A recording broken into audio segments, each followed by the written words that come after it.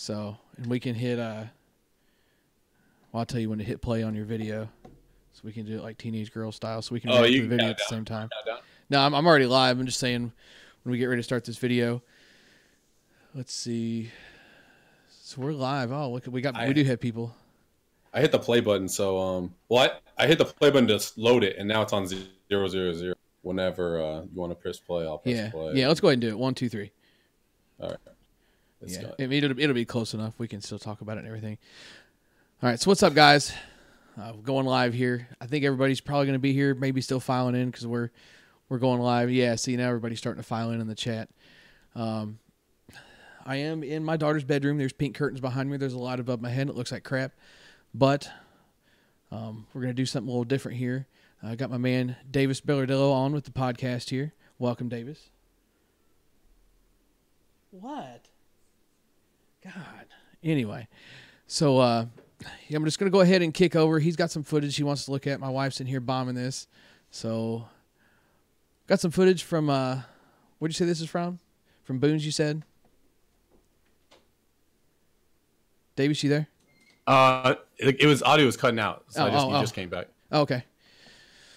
Anyway, saying welcome to the podcast, good sir. Yeah, we're going to play this footage from Boone's here, so everybody can watch that instead of look at us while we're doing this thing here. Yeah.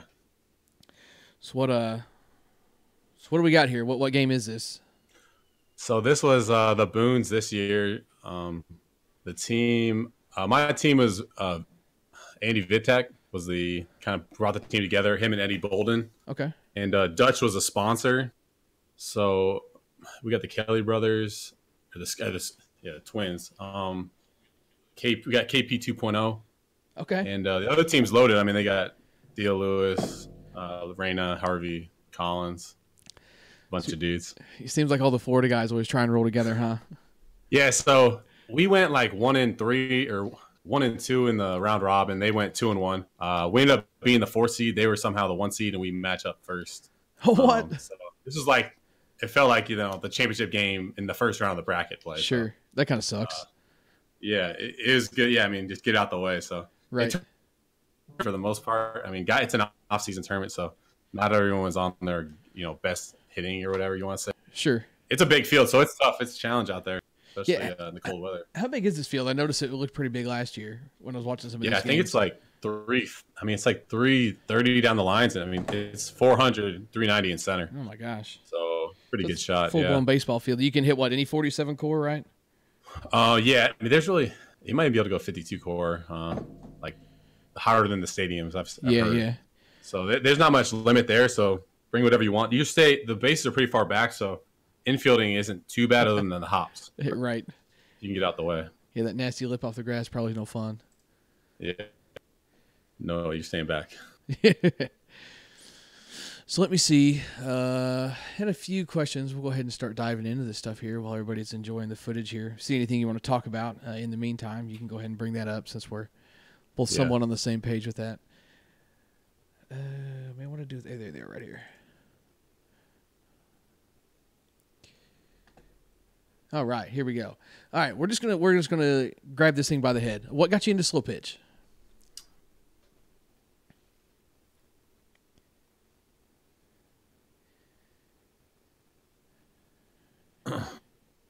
Yeah, you there?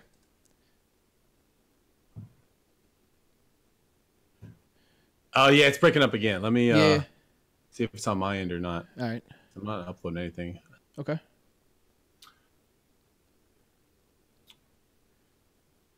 One second. Yeah. See, maybe me trying to stream this video and do all that at the same time. I'm not 100% sure. Okay. I'm going to leave it in the chat. So. Okay. All right. You can go ahead now. Okay. All right. So anyway, what got you into slow pitch? We're just going to go in head first here. Yeah. I went to college. I played college baseball, and then I was drafted, played minor leagues 2 years. And then when I got released, I went back to school, and, I was trying to play, go back, play basketball, tennis, do whatever, just trying to stay active. Sure. One of my buddies, played intramurals. He's like, check out this, softball.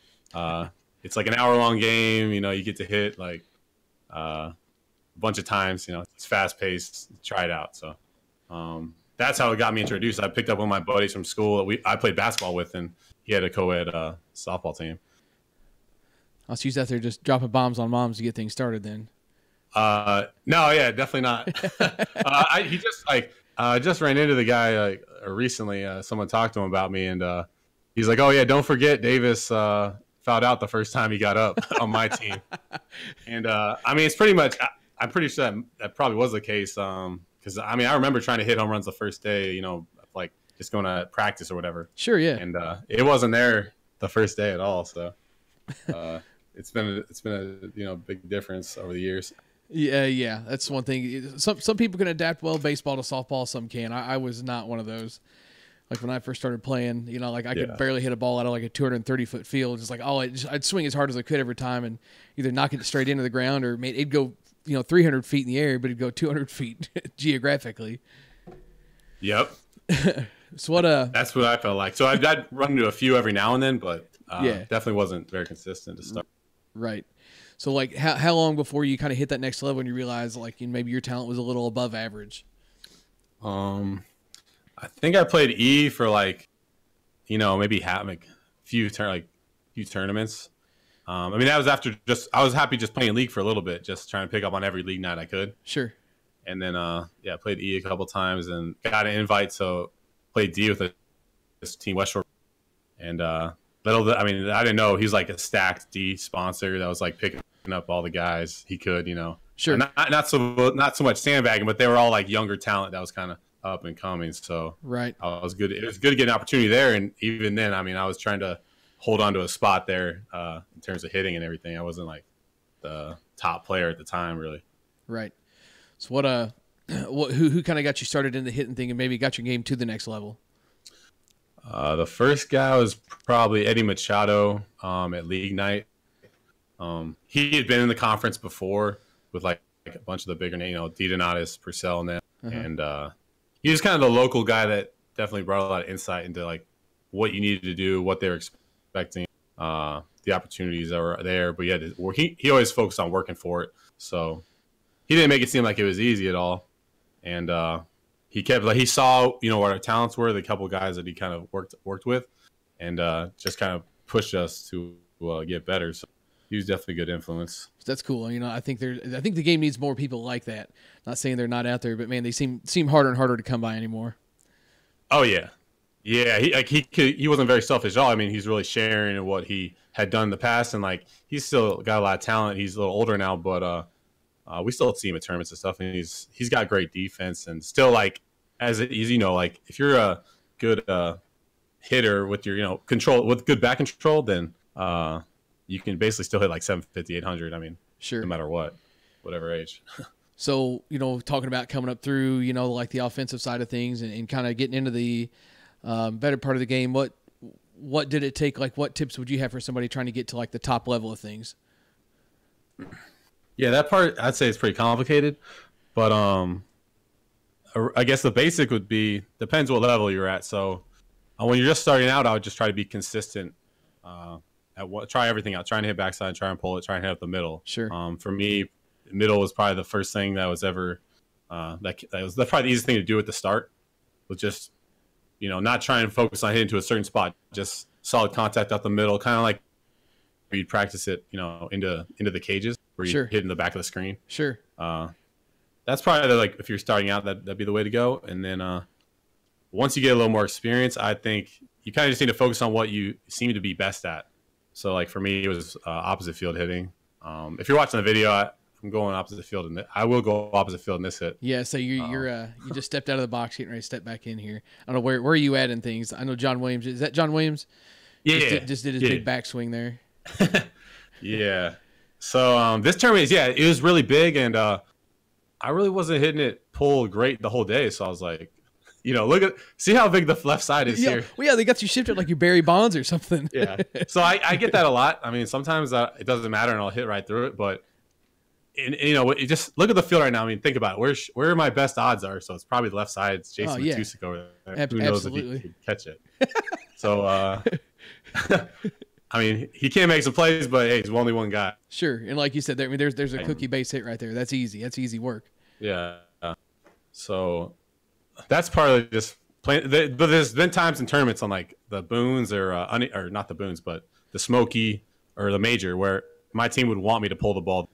If it's flying to right, I need to be going to right no matter if they put everybody over there. So, sure. And that's kind of one of those things too. Have confidence as a hitter to maybe be able to hit through something. Oh yeah. Yeah, if they're challenging you, I mean, you got to go. There's a lot involved here, but yeah, keep going through it. Yeah, I mean, it is. We can just kind of let the conversation flow there. Oh man, so I do have to ask, why is Rainier pitching? Is that Rainier pitching? Why is he pitching? Yeah, I don't think they picked up a pitcher. They have a screen. Yeah. So I think they were just going for offense. So, if they have Lewis pitching as your pitcher, sometimes you're not as good of a hitter. So. Sure. If he's your pitcher, then you're stacked hitting wise. So I guess this that's is a tournament just yeah, and there's no pumping, so it takes a lot away from what the pitchers can even do. True. I found that interesting. I think last year, who was it? I watched one game last year. You all played. I think Yates was out there pitching and somebody else. I can't remember who it was, but it's just interesting to see. I guess you just got whoever hiding behind a screen. But I guess like you said, if it's fakes or anything like that, and you're just focused on scoring runs, I guess it really don't matter. Yeah, and not for us. And I mean, he probably made some guys miss here, so it made a small difference. But in the end, I mean, it came down to the hitters missing. Sure. But yeah, do you want to go more on that point? Yeah. So I guess what was the question again? It was which one? About the hitting. You're saying. Oh, you talking about as far as like the shifts and stuff like that? I thought you were asking me what was the biggest thing you could do to like improve. Oh yeah. As a hitter? Yeah. What's something you could do to like get your like you got players like always looking to come up and be better. I'm like, what would you suggest for them to be at the top level? So like, say you've played a little bit and you got some experience. Like for me, it was I was able to hit backside really well, and so maybe I'll be hitting backside, and then every now and then be like, oh, I'm just gonna pull it just to do something different. Yeah. Well. It seemed to me like that's when I was doing something I wasn't comfortable with. So in those cases, I probably just should have been sticking with my backside swing because that's my most consistent, and basically I'm gonna get the best results. So sure. If you're good at something, I would perfect it and know that you can do it basically at will. And then if the defense forces you to go the other way, that's when you need to work on that other item. Right. So I noticed. Watching, the live streams and stuff like that from the conference events for the last few years. I mean, you used to always look to go backside on your first swing. Is that something that you still kind of, employ if you're not looking to hit a home run, or is it just basically just swing away now in the position that you're in? No, I'd say in terms of the team swings, would prefer to get the backside home run, which for me kind of just keeps in the park a little more. Sure. Or at least had in the past. So that's one purpose for this. I fine-tuned it to where like I can basically aim for the line. So if I can burn the third baseman down the line, or it's foul, it's either it's a base hit or I get another pitch. Right. That's with no strikes, obviously. And then 2 strikes, I'll adjust to again the defense in the situation. Right. Kind of hit what's given to you at that point. Yeah. And then I gotta say, last year there was times where. Or not last year, but probably 2 years ago, there was times where I'd hit through a 3-man side on the left side just because I was feeling so comfortable and I wasn't going to miss over there. So sure, yeah, it's the thing like you was talking about earlier. Strategy. Yeah, you talked about earlier. Just hit it through someone. Don't matter where they're standing, just hit it by them. Even if they know it's coming, they still got to knock it down. Sure, and then the other part about you probably noticed last year, my stats have shown I'm walking a lot more, which I'm trying to really save home. I mean. Basically, by walking, you're not hitting a bad home run. Sure. And you're not, ground and double play. You're not even giving the defense a chance to get you out. True. So to me, sometimes I've been a little less likely to go for the lines just because that does waste a strike and get you behind the count sometimes. So sure. It depends on the pitcher. For me, it depends on third baseman and the pitcher. So if I'm comfortable going down the line, I'll try it out. But if it's like Purcell, I don't usually go down the line. Of course, and he's going to be smart enough too, not to waste cook you up too. Yeah. Oh yeah.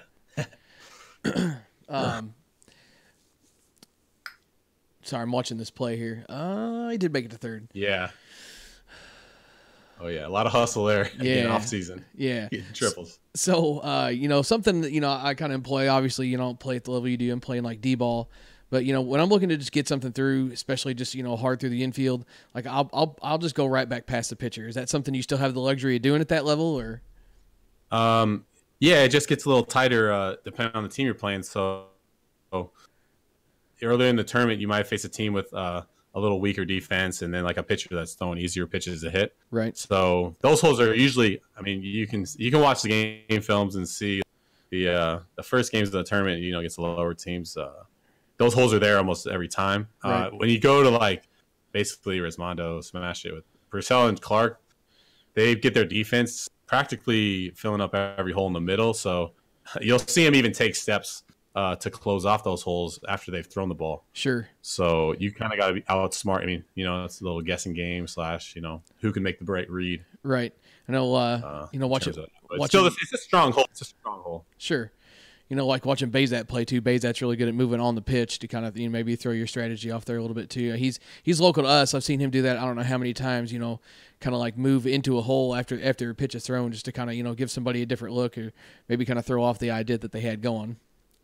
Yeah, and he's gotten me when I was like younger days. I definitely think I had a hit, and I think he got me multiple times. And that's part of Travis too. Travis will kind of feed you into it. Sure. And they work together in tandem. So it's like that comes with experience. Like the more you face them, the more you see or you see other guys do it, and then you realize right. There's a hole that maybe you almost got to hit it where he's standing possibly. Sure, yeah. And just catch him leaning right. the right way. Right. Yeah, it's a good example of a pitcher pitching a defense, which is something I think is isn't talked about enough. Is a pitcher pitching to their defense, or maybe like you said, manipulating you into hitting the ball where they want you to. Sometimes you can, sometimes you can't. Just depends on what's given to you, I suppose. So what would you say this is the first elimination game? You said this is basically right at the gate. This is you two playing. Yeah, so this is after the round robin. This is the first part of the brackets, which is single elimination. Oh, okay, all right. Hour time limit. I'm probably end up uploading the full game because the ending's pretty interesting, but gotcha. It's not all up yet, so we won't be able to finish it. But no, there's some bombs in this one for sure. Yeah. So talking about like maybe favorite non-conference event to play in, would that be this tournament here? It's up there. Let's see. In terms of competition, in the past it was the Winter National over there in it used to be at Fortune Road. Okay, yeah. And now they still do it at Vieira, but there hasn't been as many teams lately. But that seems to be, it's kind of like the Challenge Cup is what that was before. Okay. And that seems to be some of the conference level off-season tournaments that I like to go into. That were still a little fun and relaxed, not so much everyone's hating each other, right? Trying to win no matter what. So how often does that happen that the live streams don't let people in on? Maybe people not necessarily getting along the best, or maybe people getting chippy and things like that. The cameras don't pick up everything. Yeah. One thing it's very good at picking up is Andy Purcell.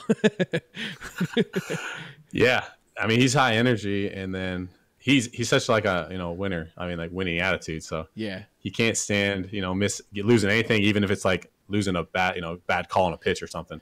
I mean the one thing, he definitely is emotional, but the one thing is it's been people complain about him so much now that I mean, other teams do beg so much for pitches against him now that he just I understand where he gets frustrated. Sure.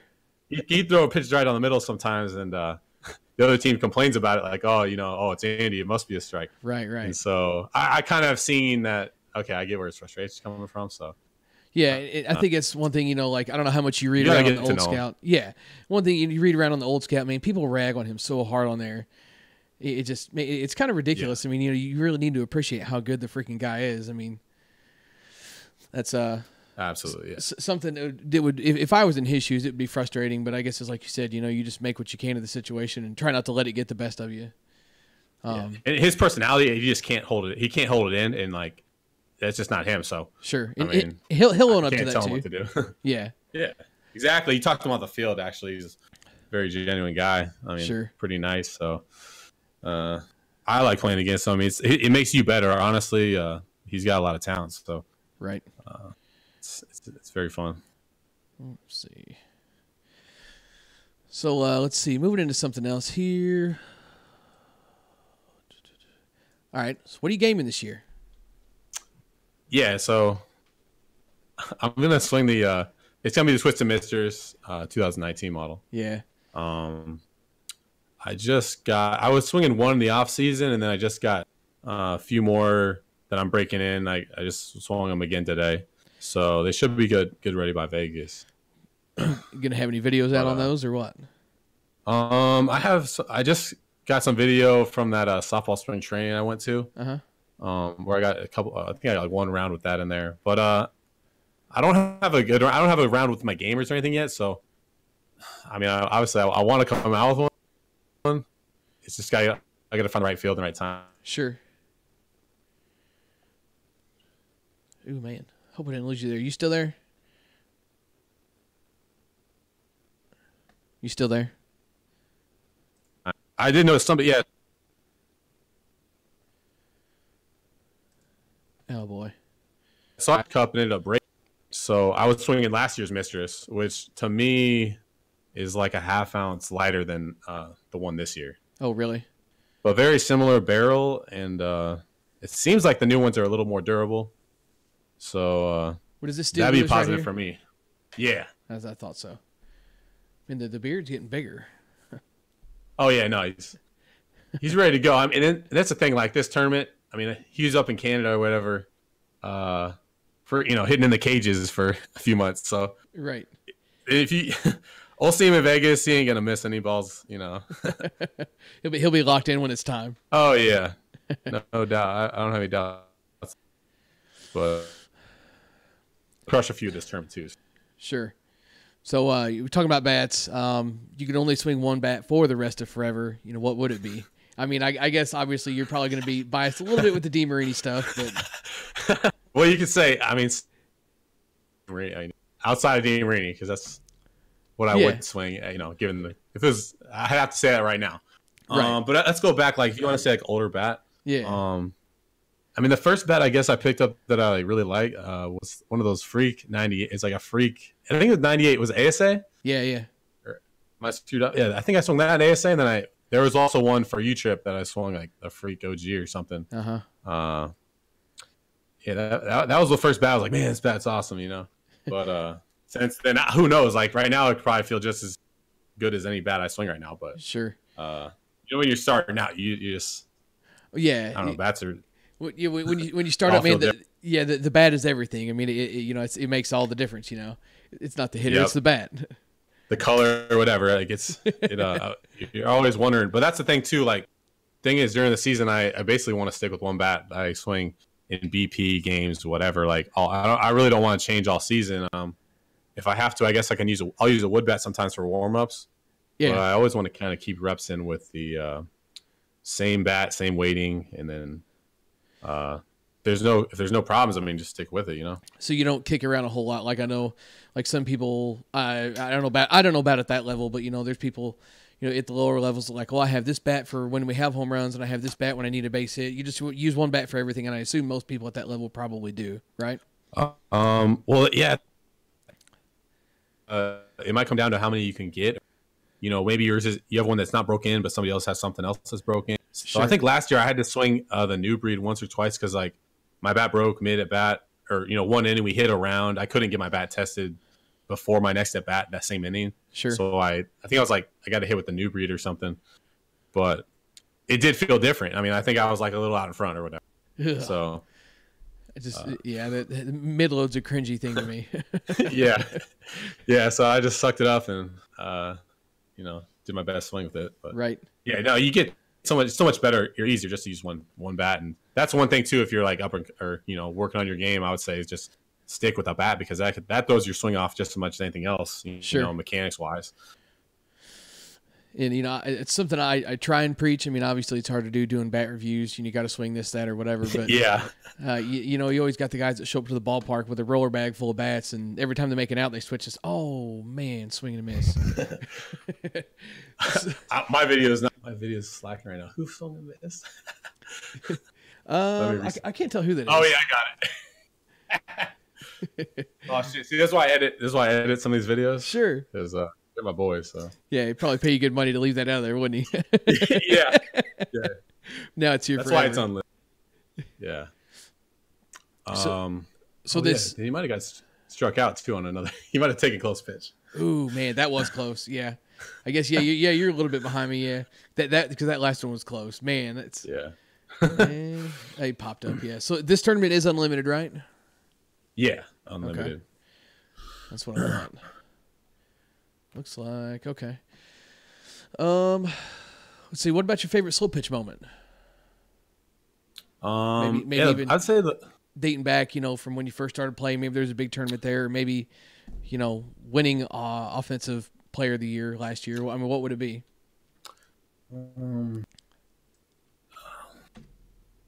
I would say last year's probably the most exciting was winning the first part of the Seattle Duel. We ended up losing, I think, our second or third game, and then had to go through the lose bracket, win like 7 or 8 to double dip. I remember watching that. Smash it, yeah. That was crazy. So that was one of the most exciting games and tournaments, and that kind of brought our team back. Like, we hadn't really done much before then. We've had some decent tournaments, but not like we hadn't finished since we finished. I brought the rest of our season to get some more confidence and better attitude going it the rest of the way. I mean, it would have been nice to win the last one, but right.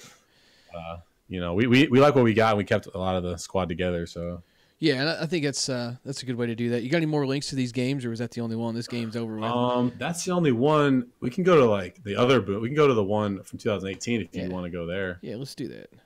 Let's look it up on your channel here. I mean, we could always watch some Fortnite or something. I know people love watching that. Yeah, you get some good feedback there. Yeah, I don't know about good feedback, but you get something anyway.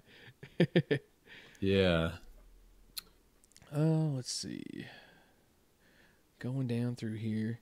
So those are highlight videos, but should be scroll up. It should be 2018 Boone tournament. Yeah, it's 1 hour 18. Scroll up. Oh, right there. Side. Yeah. Yeah, I'm behind. Yeah, that's all right. So I see that you had some of the live stream games. I was just looking at the 2017 stuff. You had some of the live stream games there. I guess this is just kind of like my question. Was that something you and DW were working together on, or I guess you posted those games? No, not really. I would always watch games like, I wasn't playing it. That was 2 years ago. Yeah, I wouldn't play at all these, some of the bigger tournaments. If we weren't playing in that, I would, be watching. And I was like, all my friends are playing and stuff, so I always kind of wanted to like tell them what they, show them what they did or whatever. I know that people like watching their own games. Sure. So, it was on the live stream, and I was able to get like a recording going for a few fields sometimes. I got you. And I figured it was good content. Like, I think U-Trip, now that they keep it on the U-Trip USA live site, it's a lot better. You can go back and watch pretty much every game last season. Yeah, I think everything's pretty much archived on there. Yeah, so to me, there's some great games like you might not see, Saturday night or Sunday morning, and it's good to kind of like go back and just see what happens. So, and kind of like you said, people wanting to watch themselves play. Sometimes you don't know you're doing something wrong until you see it, on film. I know, like if I'll show up to a tournament somewhere with a GoPro and hanging on the fence, and I can tell you how many messages. Hey, are those games up yet? Are the games up yet? When are the games going to be up? Oh, it drives me crazy.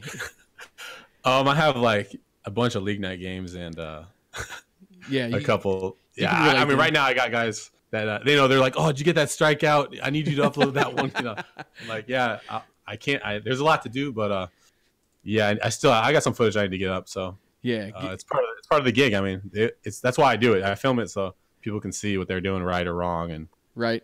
So what is that kind of what got you motivated? What motivated you to start doing the YouTube stuff, like your bat stuff, and then some of that stuff too? I think originally I was just kind of interested in the whole softball thing. So I would watch those like Softball Kingdom. Yeah. I'm talking about like the old school highlight videos and stuff. And then I would watch some of the tip videos with like Jeff Hall, Baumgartner, the Robo video. Sure. Watch those, like trying to pick up things here and there. And then I would kind of upload it just so, like you're saying, just so I can see my own swing, see what I'm seeing wrong, or maybe people will comment to be like, oh, you know, you're doing this or that. I mean, not so much the positive feedback, but really the negative is kind of better to get sometimes. Sure. Unless you just got absolute trolls.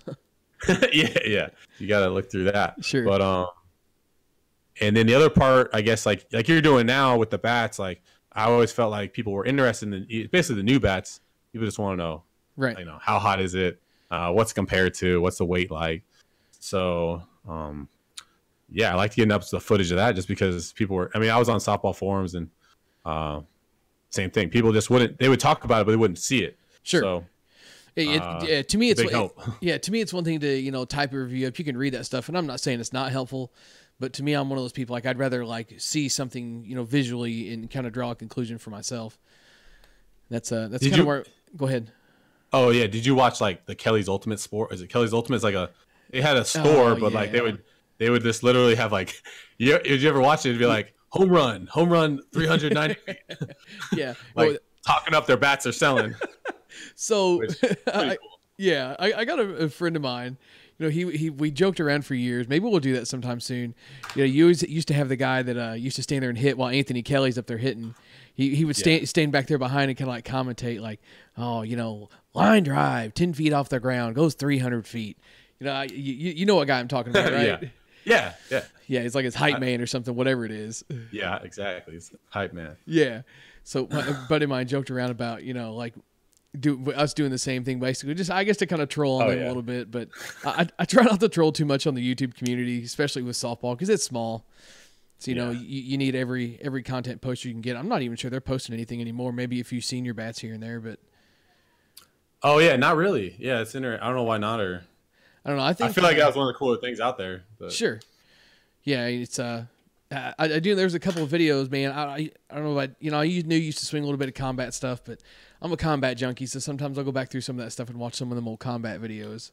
Mm-hmm. But it was kind of fun to watch that stuff. Let's see. So we're gonna get it bouncing back and forth here for these last few. There is a lot of mixed feelings on the U-Trip Classic M. What are your thoughts on that? Maybe switching to a different ball or trying something different. I guess every situation is a little different, but in general. Yes. So what are the things you're hearing? I mean, I can come up with my own, but like, are you hearing anything specifically? Just complaint the ball's dangerous and this and that. Like, do you read on the Old Scout at all? I guess that question was kind of derived from the Old Scout. I think most people are checking the Old Scout more often than sure. You think. Yeah. maybe a little more often than they post. Yeah, for sure. Okay, so you're talking about the injury stuff. Yeah. I mean, you said you had some stuff too, so you talk about, I guess, basically people are complaining the ball's too hot and the ball's too dangerous, and maybe cover that, kind of your insight on that, and then maybe, your own opinion of the Classic M and stuff like that. Yeah. So I guess like I'm more like scientific or whatever. So like I think ideally they'd have like almost two sets of balls based on the temperature. Mm-hmm. Because that's what, if you're noticing, like some of these northern tournaments, I mean.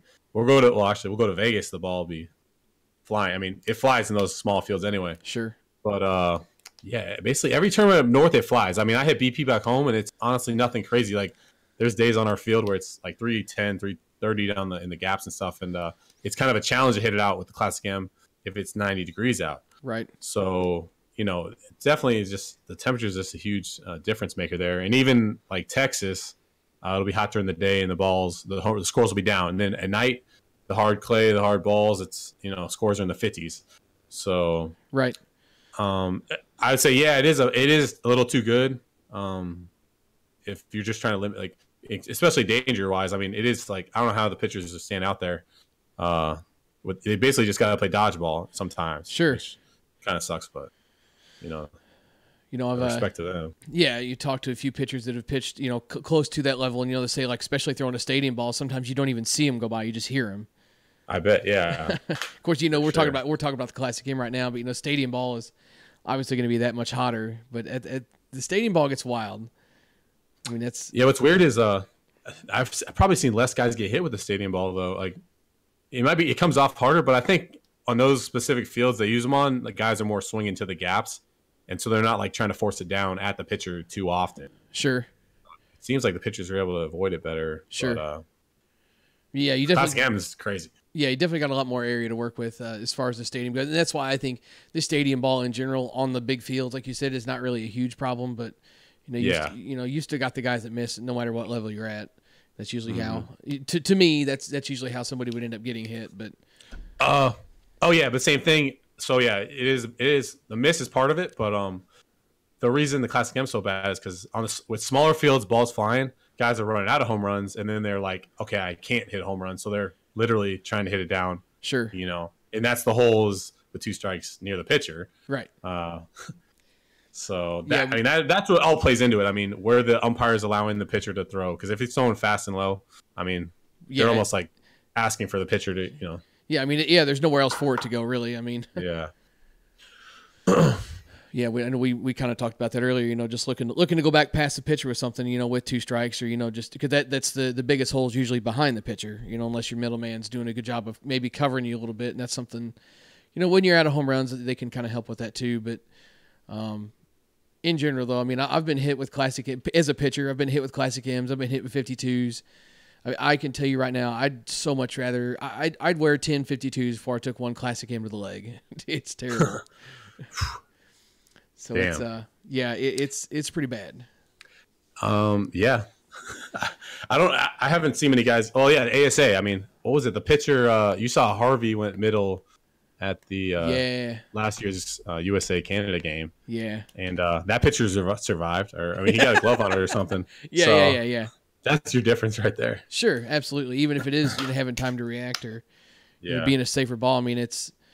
I personally prefer 52s. That's just me. I mean, obviously everybody likes hitting a hard ball, especially in the cold.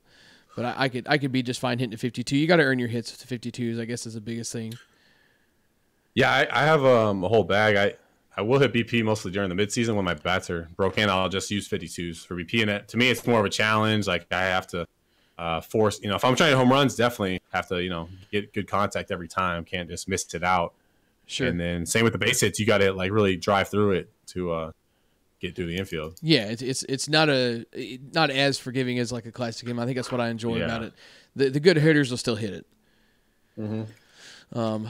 One other thing here, and then we'll jump into maybe some of the stuff from the Facebook page, like some Q&A stuff. Who is the best up-and-coming player that nobody really knows about yet? Maybe hasn't quite hit the radar yet. Yeah, so I'm gonna go with of these off-season tournaments I've been playing. We picked up a guy. We played. Let's see. Earlier this year, it was in. Was it Gainesville? Yeah, it's up in Gainesville. We played this tournament, off-season tournament, unlimited. I may have posted some videos from that, but we had a guy we picked up. I hadn't met him before. His name is Corey Jaramillo. Okay. And I mean, this guy, he smashed at that tournament. He might have made I think he made the fewest outs in our team, because they were giving away bats and stuff. So I think he got a bat. Nice. Out of that. And then, we faced him at the Boone on another field. Very similar to the one we were watching earlier where it's real far, real deep. Yeah. But he crushed it. He cuts the ball every time. He's got great power oppo. I've seen he can swing a DeMarini, which definitely helps too. I mean, I'm impressed. So, I mean, he's like a guy I don't think anybody knows about yet. I'm not sure what level he's going to be playing at this year, but if he keeps hitting the ball like that, he could definitely get picked up or looked at. Gotcha. End up becoming team. Get him a little shout out here in the podcast. Maybe somebody will pick it up. Yeah, man. Hey, so I was gonna say I forgot about it until yesterday. I mean, you gave me a shout out. What was it like last year? Before, I mean, I had an okay season the year before. But, I mean, you put me on some sort of, your list of guys you'd want on your team or whatever. Yeah. So, I mean, you kind of went out on a limb saying that, and at least I'm glad, I kind of made you look good a little bit. I guess keep that up. Thanks for not making me a liar. Yeah, exactly. Yeah. But let's see. Oh yeah. Hey, one other thing. Well, we were talking about the offensive player of the year thing earlier. I think we really covered a whole lot of that. So as the year got drawn out and everything else, I mean, we're getting towards the end of the season. Did you feel any pressure to maintain and stay consistent to take the title? Well, that award specifically wasn't batting average or any specific stat, but so it was like overall number. I knew there was potential going into the last few tournaments, so I wouldn't say all it really did was kind of motivate me to like make sure I got my work in the between the weeks instead of maybe skipping a session or something. Sure. But other than, and it should be anyway. You should focus every at bat. I mean, luckily our team was in the hunt every time, pretty much this last tournament. So it just helped motivate me even more, to keep with it because that was part of the whole year. I think I played with such a good group of guys this year that just to be on the team and like stay in the lineup, you had to be hitting good. So sure, you just kind of let it roll and then just keep going because like you weren't going to be able to be comfortable. Yeah. So you did feel a little bit of pressure then in terms of that. It was more for that's probably the worst part was like early in the season with a new group of guys, which like anybody kind of has on a new team. Sure. Is to kind of prove yourself. I mean, who knows? You could do whatever you want the year before, but those guys want to see you do it every game.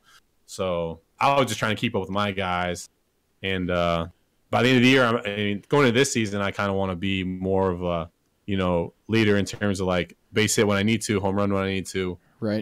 Draw walks when I need to. So I feel I'll be more comfortable. I think the whole team will be, being that it's our second year together for most of us. Yeah, I thought that was kind of cool. You guys brought back most of the players that you had the year before. I think that's something that at that level, I don't play there, but like I said, it maybe kind of gets lost as having the same core group of guys and trying to keep the biggest group together you can every year would make a big difference too. Because like you said, now everybody's comfortable with each other because there's no playing with people for the first time type of thing. Yeah. And like your role, what you Sure. need to do to pick up the guy behind you, in front of you. I mean that's part of like what Brett Helmer's done with his teams. Every year it's like he picks and chooses like one or two spots to maybe adjust, but really he doesn't shake things up too much. So right, that's part of it. I think like, that's a big part of their success. Those guys know where they're hitting, and it doesn't matter if you go for 4 or 5 one game. Those guys are probably like right back on it. Right. The next one. So we'll dive into some Q&A here on Facebook real quick, kind of get things wrapped up. Yeah. So what's your thoughts on like a heavy bat versus a light bat? What weight bat do you swing?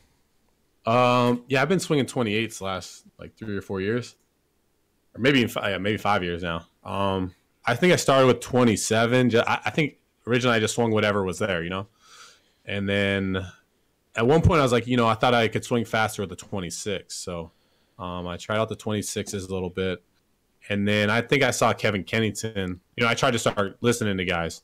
Yeah. And Kennington was probably the guy hitting at the one of the hardest, farthest, whatever you want to say. And I saw he was swinging 20. I'm like, huh. Well, I mean, at that point, I'm like, okay, I need to be able to swing it at 20. If I can swing it, I think I'll be hitting it harder. Sure. So I've kind of got myself to say, okay, I'm just gonna swing. I'm gonna swing 28 all the time, and then I can build the strength eventually. That'll make it to where it's not like at this point it's not heavy to me at all. Yeah. People pick up my bats. I mean, just because it's comparison to theirs, it's heavier. But to me, I mean, even like especially last year's Twisteds, they almost feel light. And I mean, they are 28 ounces. I weigh my bats, so I know what they are. But so you're the scale weight guy, always throwing stuff on a scale. I usually do, but the ones I've gotten are all like dead on for the most part. So pretty. I mean, that's the one thing about combats; they were a little inconsistent sometimes. Yeah. I did notice that. What year did you swing combats? What was it? I can't remember. 11. Oh 12? Yeah. So that was right there with the. They were pretty wild there for you had the Yellow Derby boys. I mean, their scale weights would be all over the place. Like we had a couple. They got really popular around here, and there'd be a few. You get a 27.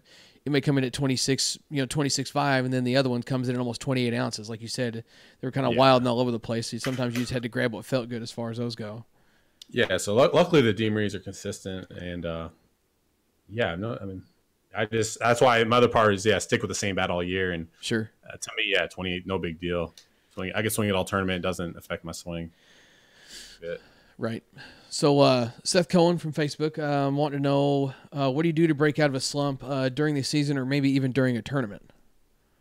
Yeah, so I would say the problem there is like you don't get out of it like you're not getting out of it from what you do at the tournament. It's more like the preparation. So to me, like when I did have a bad tournament too, it always seemed to come back to like, was I putting in the work during the week before that?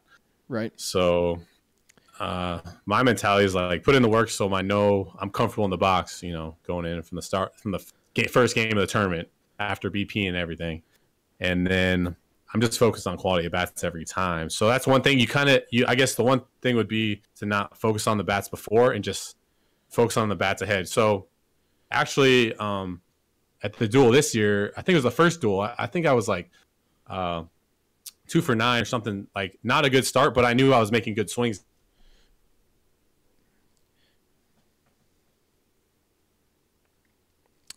You there? I think we lost you.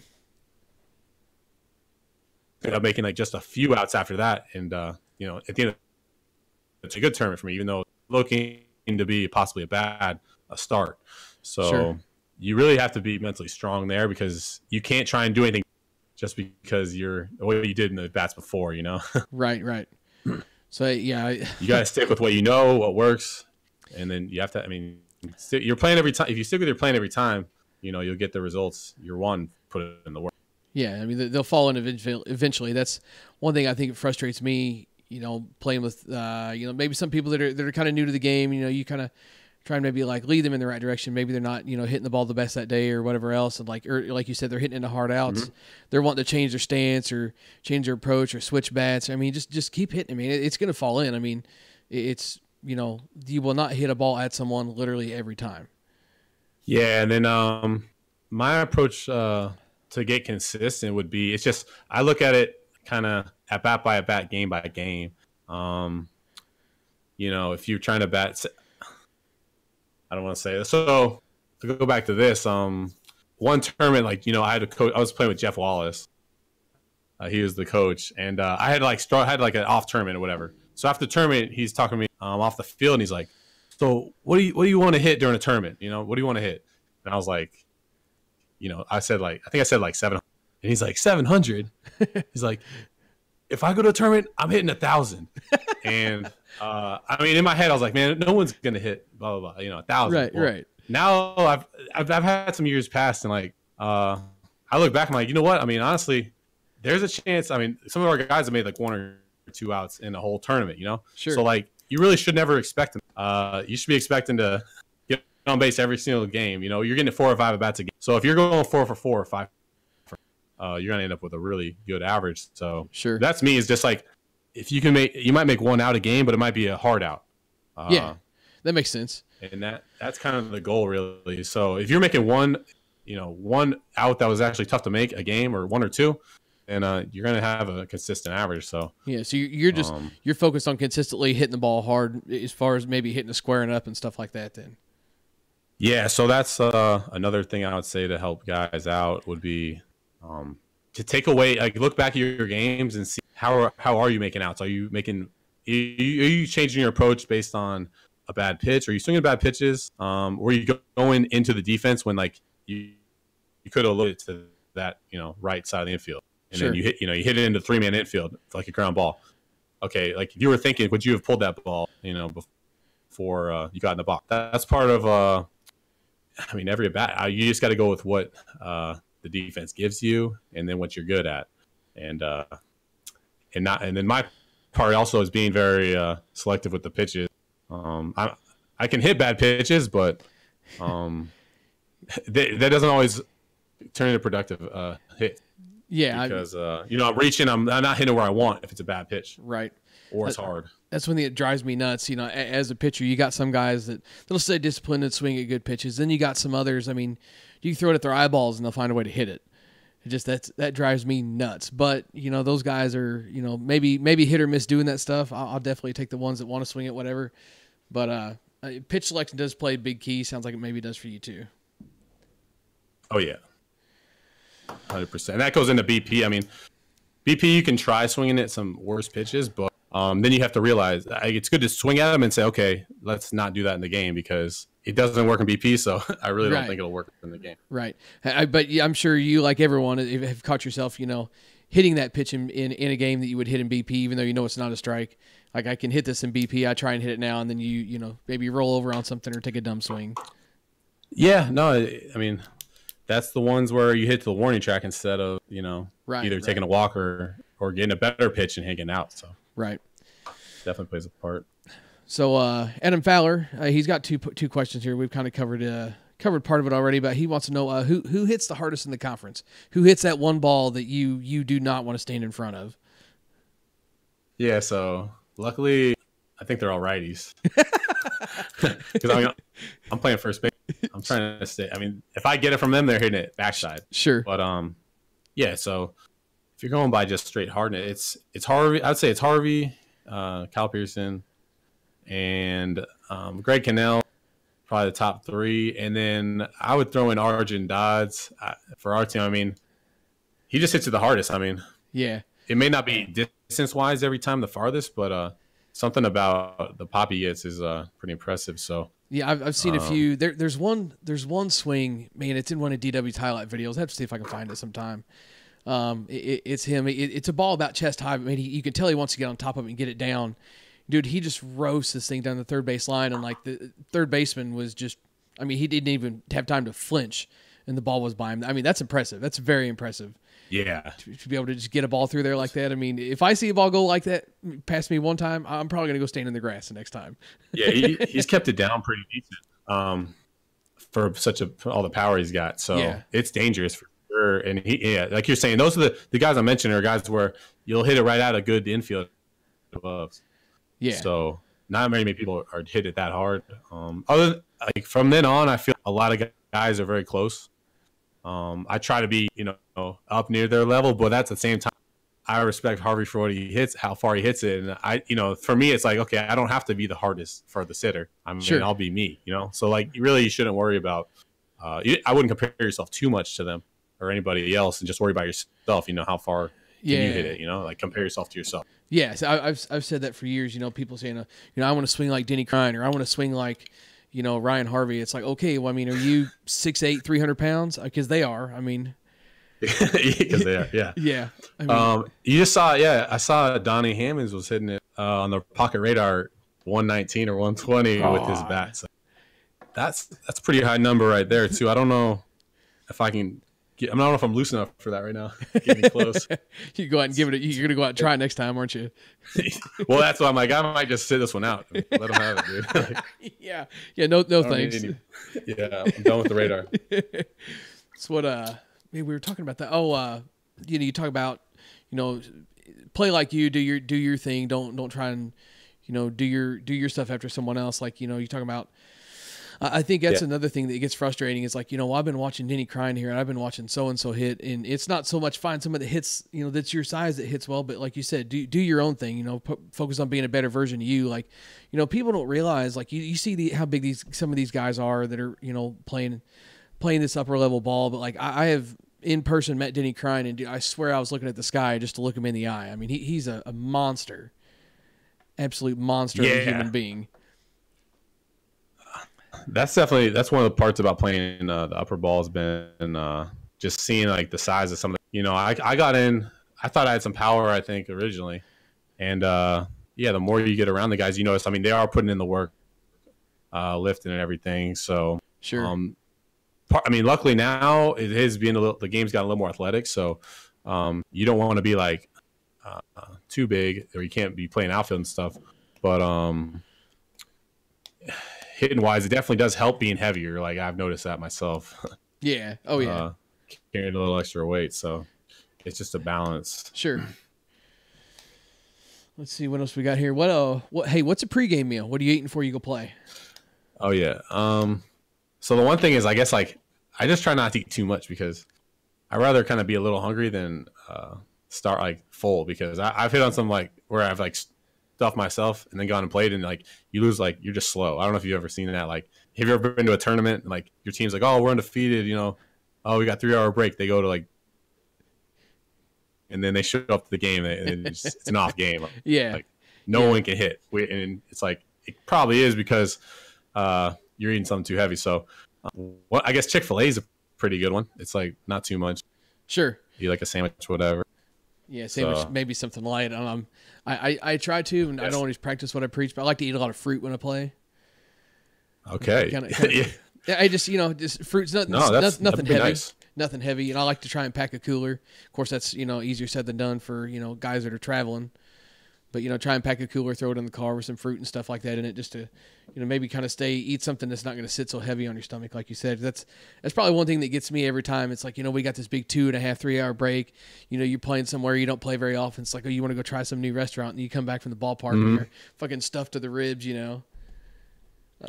So we try to avoid that. Definitely keep it for like Friday night and then maybe Saturday night if you play a late game Sunday. Sure. So.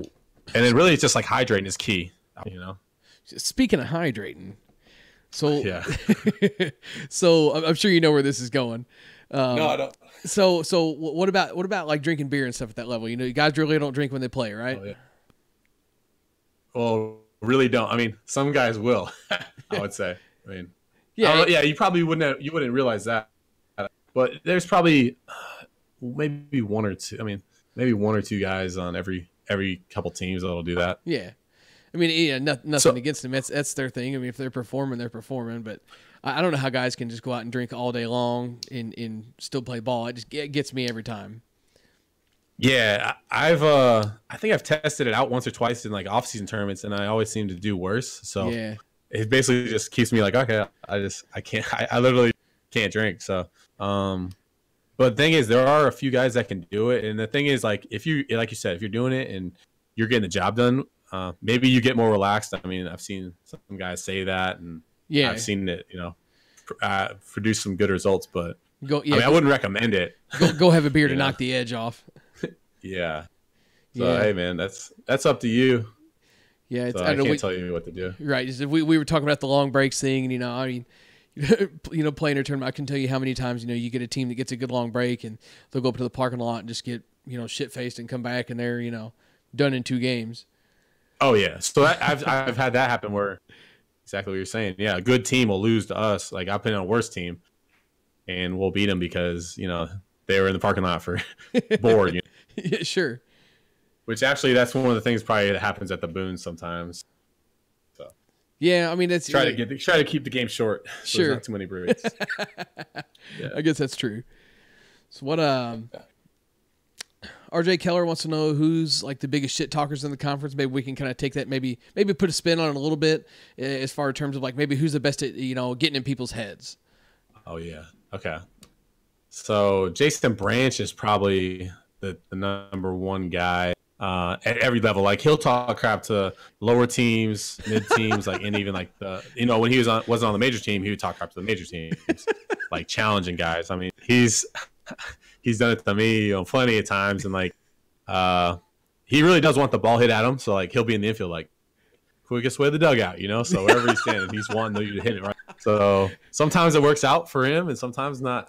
Yeah, you could just tell watching him in the streams, man. His intensity is just like on another level. Absolutely. Yeah. On another so that's level. what means. Yeah, that's how he gets locked in. Kind of is like he just that's his personality. So that's what comes out when he's in a big game or whatever. So he'd rather not be quiet. Based, I think it kind of cuts his nerves. Is like talking all that time. So sure. Maybe that's pretty cool for him. What anybody else that maybe takes things to that level? Well, no. So there's not many guys like him. Yeah. Because they just want to get away with it, like sure.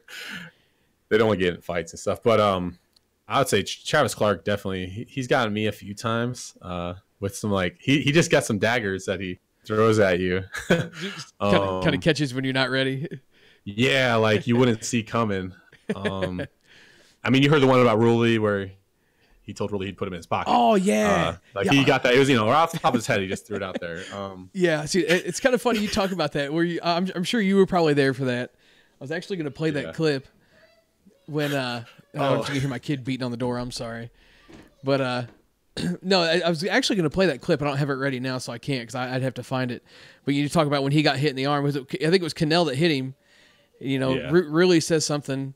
And then it turns into they're bickering back and forth, and then you hear Helmer just out of nowhere, "Shut your mouth, Dennis!"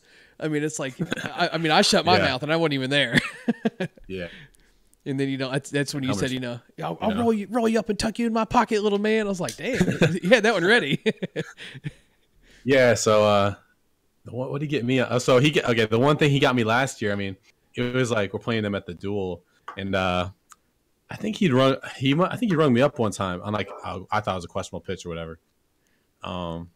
Whatever, as a strikeout. So I took a strikeout looking early in the game, and then I think I hit a home run, and then I might have like ooped it a little bit, whatever.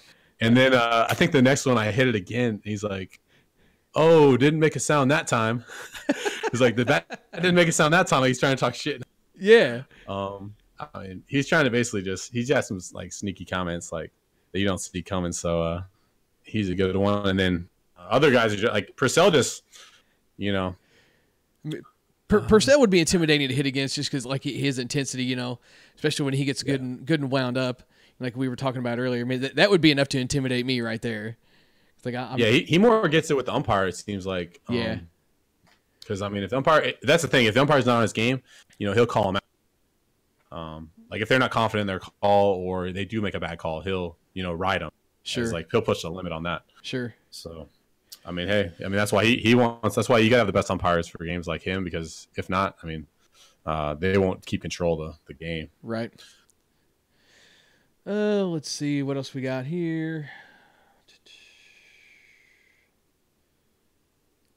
Jennifer Aniston, Jessica Alba, or Angelina Jolie.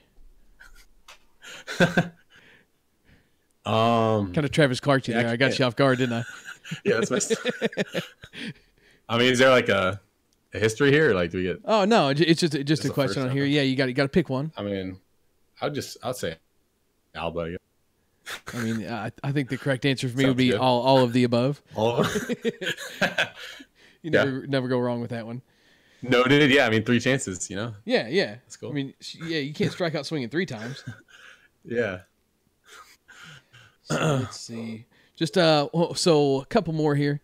To beard or not to beard, does the beard equal more power? What's the scientific research say? I would say it gives you a little extra power. Yeah.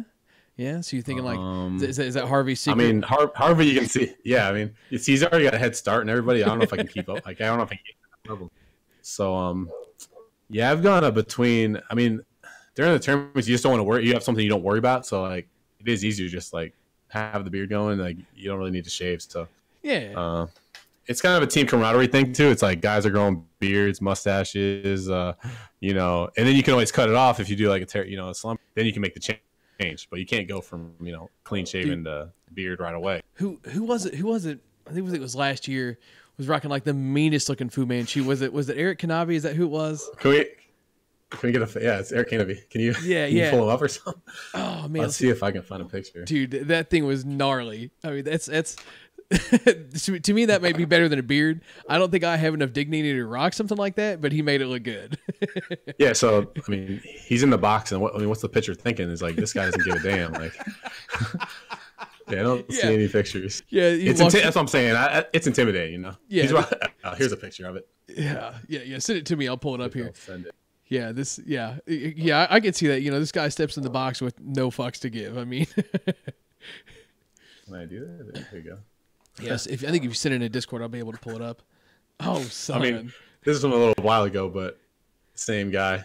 If I can drag this over here. Yeah, what a wonderful thing there. To be able to have the confidence to rock something like that, game changer. Yeah, absolutely. And it wasn't like no one was giving him crap. Like people would, be like, "Oh, that thing looks terrible," but he'd be like, "Yeah, man. So what?" Yeah. He's getting the respect for it. Oh shit, you still Absolutely. there? Okay. Accidentally closed it. Exited my Discord. I want to make sure you were still there. I think Harvey hit that one out. Yeah, just by a little bit. So, last thing here, my guy Ross Hubner, he sent this to me and I had to laugh. What's it like being the second best ball player in the relationship? So, yes, I did notice that comment. Yeah. Did she notice that comment? It's not a bad thing. I'm sure she'll hear about it at some point for sure. I mean, that stuff somehow, word spreads all the time. So, actually, I would say in terms of guys and girls, I mean, she's like a top hitter for women. So that is tough. I got to match that level. I mean, when we started dating, I would be at a tournament, she'd be like hitting in front of me. And then they'd be all the whole crowd would be like, "Oh man, look at that hit! Wow, she got a ton of power." And then like I'm over there like, okay, yeah, you got to follow that. can't. I think I'm losing you. What'd you say? Flying out and she's hitting line drives hitting 900. I mean, I might get cut. Right. That's all I gotta say. It's high standard. You gotta keep up. Sure. Well, I think that's going to conclude the podcast here. We've been going at it actually a little bit longer than I think we'd anticipated, which I guess isn't necessarily a bad thing. But I do thank you for being on the show. Unless do you have anything else you want to talk about? If not, we can go ahead and shut it down. You there, dude? You there? Yeah, the audio is just breaking out. Say it. Repeat it one more time. Yeah. I said I think we'll probably call it good on the podcast here. I think we went at it a little bit longer than I'd planned, which isn't necessarily a bad thing. You got good topics you want to talk about. You want to talk about them. Yeah, sure. But yeah, I mean, unless you had anything else to add, I think we'll go ahead and call it done. I appreciate you taking the time out of your night to do this. I know you said you hit BP and then you had to go eat. You still haven't ate yet, but I appreciate you stopping in. I'm sure everybody else does too. Yeah, no, I like talking about the upper level softball and stuff, and then if I can help people out, I mean that's great. So yeah, if people have more questions, I mean I'd be cool to do it again sometime. Sure, absolutely. Maybe we can give like update during mid-season, after a few tournaments, see how things are going. So yeah, that'd be cool. We can do that. I appreciate you having me on. Yeah, no problem, man. We'll I'm gonna let you go, and thanks for stopping in, and we'll catch you next time, man.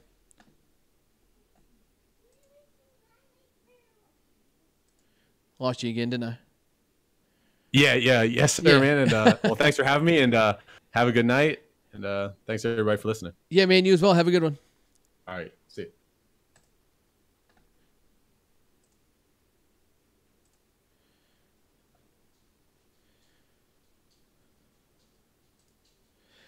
All right, guys, so back with this terrible background here in my daughter's bedroom. She's ready to go to bed, but I did want to wrap this up here. Thanks for stopping in and checking this out. I hope you enjoyed the podcast. It was really cool to have Davis on. I appreciate him taking the time out of his day to do this. Hopefully we'll get some more content going like this soon. And until then, be sure and do me a favor, and if you're still watching this, hit the subscribe button down below. I get a lot of views from non-subscribers. If you are subscribed and you got your notifications on, you can catch the stuff when it's live and, get your stuff in that way so you can check it out when it comes out. Until then, BP Hero's out of here. Have a good one, guys.